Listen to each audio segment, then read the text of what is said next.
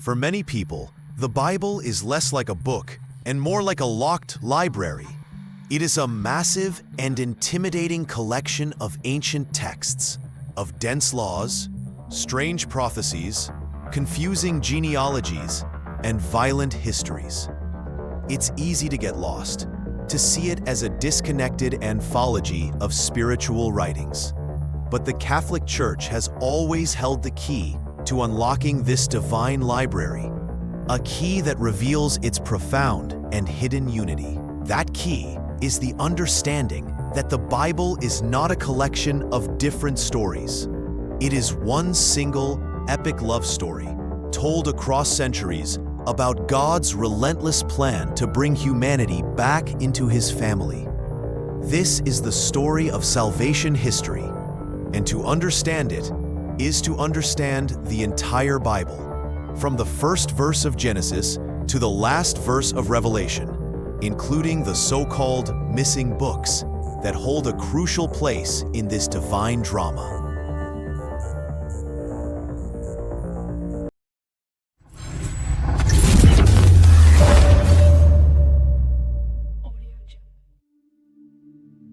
Chapter 1. The Blueprint of Covenants.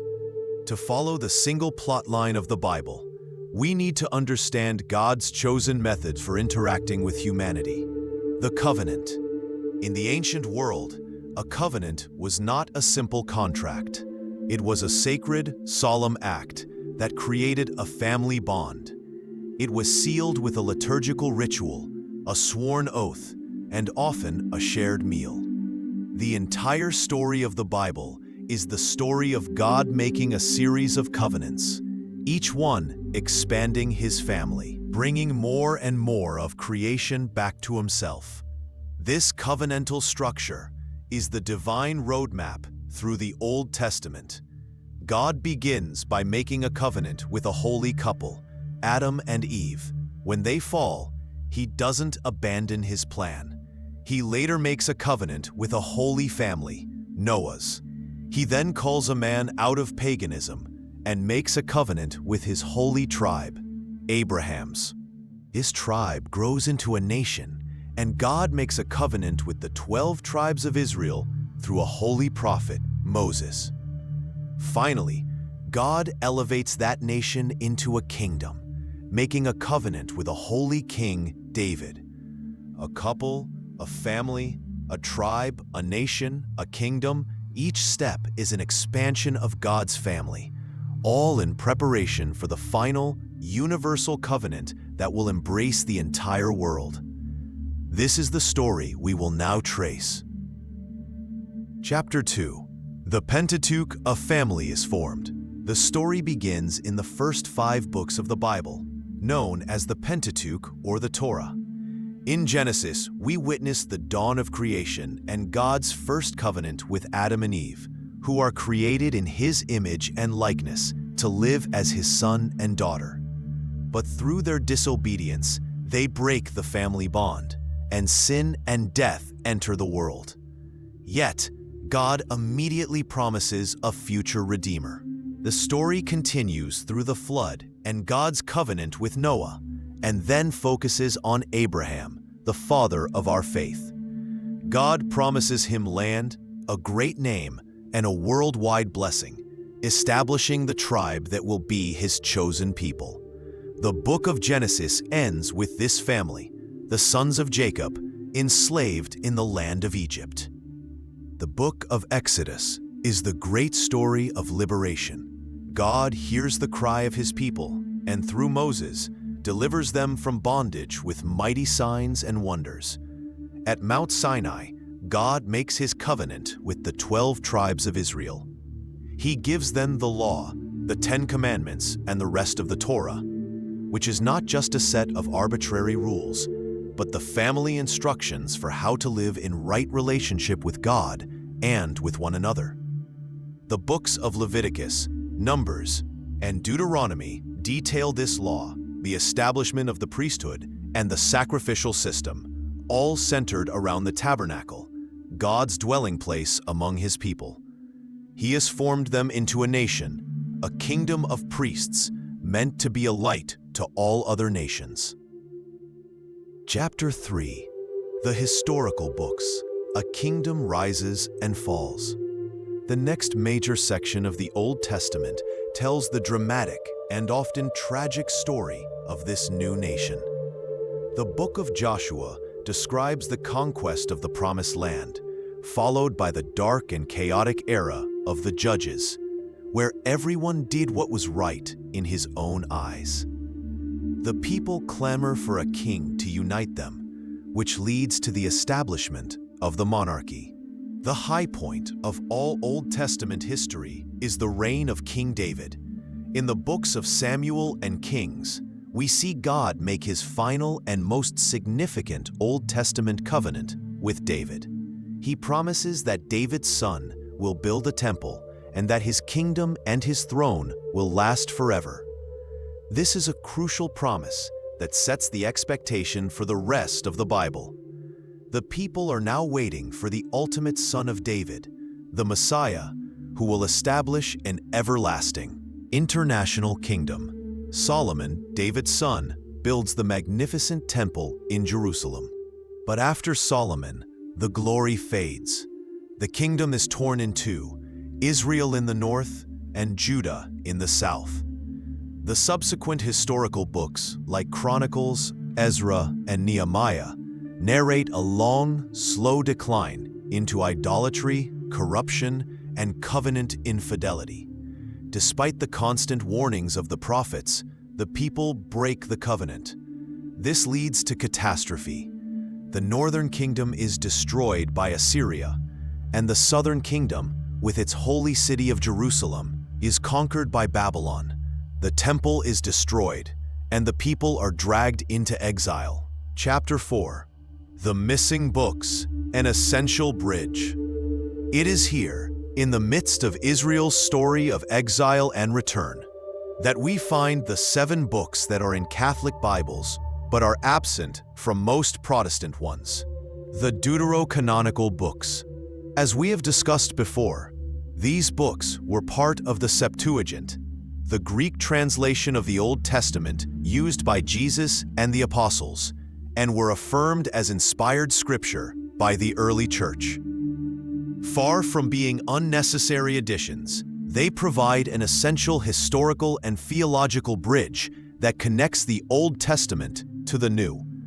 The books of 1st and 2nd Maccabees, for example, tell the incredible true story of the Jewish revolt against a tyrannical Greek emperor in the 2nd century BC. They describe the profanation of the temple and its eventual purification, an event still celebrated by the Jewish people as Hanukkah. Critically, these books contain the clearest and most explicit teachings in the Old Testament on the resurrection of the body, the nobility of martyrdom, and the practice of praying for the dead. The Book of Wisdom contains a breathtakingly beautiful prophecy about the suffering and vindication of the Righteous One that so perfectly describes the passion of Jesus that it is read by the Church every Good Friday. Books like Tobit and Sirach are filled with profound teachings on family life, prayer, and charity. Without these books, there is a 400-year gap in the biblical story. With them, the stage is perfectly set for the arrival of the Messiah. The stage is now set. The covenants have been made and broken. The law has been given, but failed to make men holy. The kingdom has risen and fallen. The prophets have spoken of a new and everlasting covenant, a son of David who will reign forever, and a suffering servant who will bear the sins of the people. For 400 years, a divine silence has fallen over the land. All of history holds its breath, waiting in exile, waiting for a savior, waiting for God to finally fulfill his promises. And the fulfillment would begin not with an army or in a palace, but with the cry of a baby in the small, forgotten town of Bethlehem.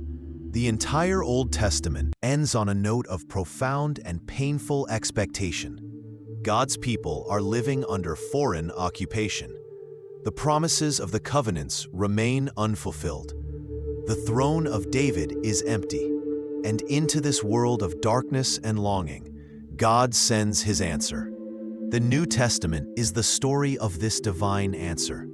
The story of how God, in the person of Jesus Christ, did not just make a new covenant, but became the covenant itself, fulfilling every promise and exceeding every expectation. Chapter 5. The Gospels. The Kingdom has come.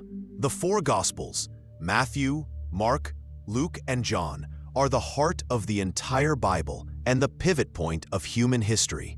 They are not merely biographies of a great moral teacher. They are theological proclamations of the Evangelion, the good news that God has become man to save us.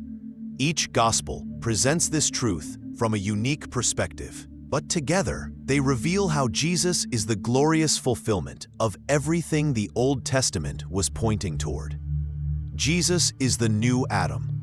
Where the first Adam was disobedient in a garden, leading humanity into sin, Jesus is perfectly obedient, even to death, in the Garden of Gethsemane, leading humanity to salvation.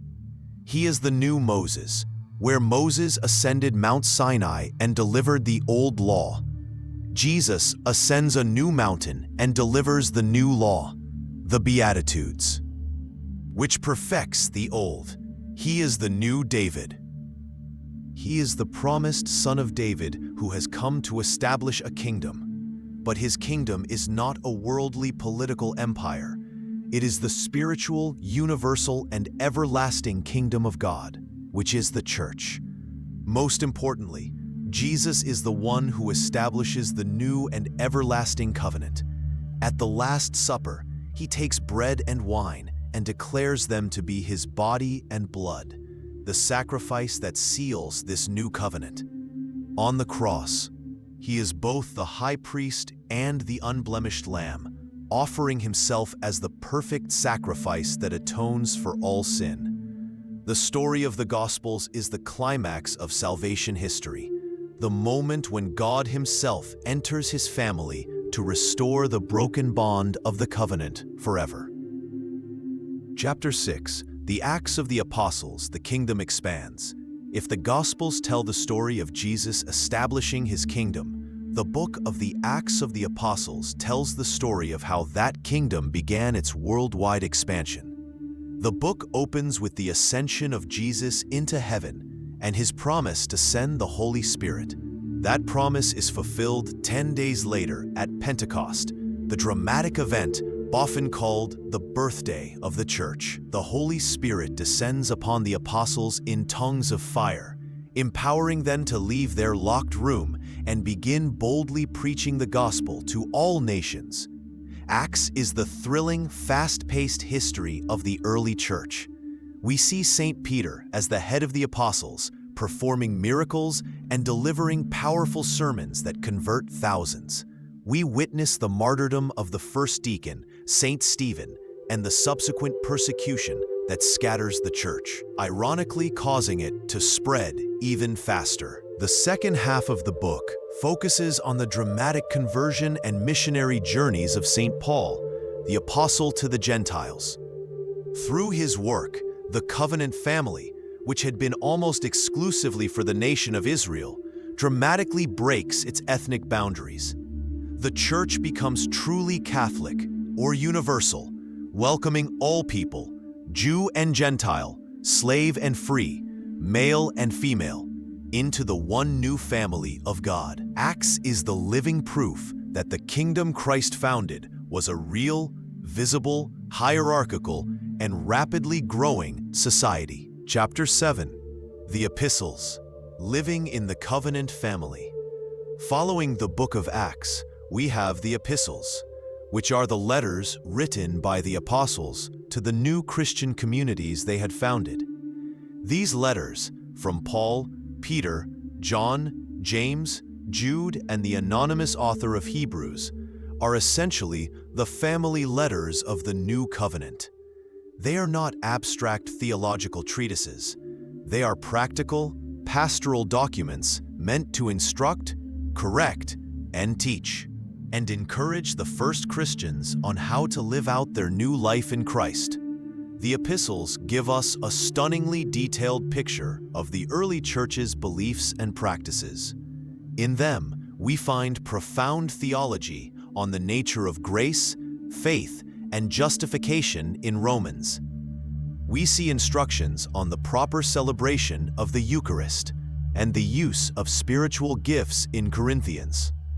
We find a beautiful hymn about the humility of Christ in Philippians, and a powerful defense of his divinity in Colossians. The letter to the Hebrews masterfully explains how Jesus is the fulfillment of the entire Old Testament priesthood and sacrificial system. These letters are the inspired application of Jesus' teachings. They are the Word of God, explaining how to live as a member of the body of Christ, the covenant family, in the real world. Chapter 8, Revelation, the covenant consummated. The final book of the Bible, the book of Revelation, is also the most misunderstood. It is not primarily a cryptic roadmap for predicting the end of the world. It is a work of profound theology, a vision of the ultimate destiny of God's covenant family revealed in the language of the heavenly liturgy. When read from a Catholic perspective, the book of Revelation is a vision of the eternal Mass. The seer, St. John, is taken up to heaven on the Lord's Day, Sunday, and what he sees is not chaos, but a glorious and orderly worship service. He sees an altar. He sees priests called elders in white vestments. He sees incense, candles, and the prayers of the saints rising up to God. And at the very center of it all is the one who is the focus of every Mass, the Lamb who was slain, Jesus Christ, who is eternally offering himself to the Father. The book culminates in the wedding feast of the Lamb, the moment when the New Jerusalem, which the book identifies as the bride, the Church, is perfectly and eternally united with her divine spouse, Jesus. It is the ultimate consummation of the covenant. The story that began with a marriage covenant in the Garden of Eden in Genesis ends with a marriage covenant in the heavenly city in Revelation. The family story is complete. Final conclusion. We began with the image of the Bible as a locked library, but now, with the key of the covenants, we can see it for what it truly is. The Bible is the single, unified story of God's family. In the Old Testament, God forms this family through a series of covenants with Adam, Noah, Abraham, Moses, and David. He gives them a law and a kingdom, but they fail to live up to the call. The Old Testament ends with a broken promise and a world in waiting. In the New Testament, God himself enters the family in the person of Jesus Christ. He fulfills every promise, establishes a new and eternal covenant in his own blood, and founds the Church to extend this covenant family to all nations. The Bible ends with a glorious vision of this family, the bride of Christ, united with him forever in the wedding feast of heaven. From this perspective, the missing books, the Deuterocanonicals, are not an appendix, but a vital chapter in this epic. They are the bridge that connects the Old Testament prophets to the world of Christ. The Bible is not just a book of rules or a collection of stories. It is the inspired, living, and active account of God's passionate love for humanity, a love story that is not over, but one that continues today in the life of his family, the Church, and one that invites every one of us to find our place within it.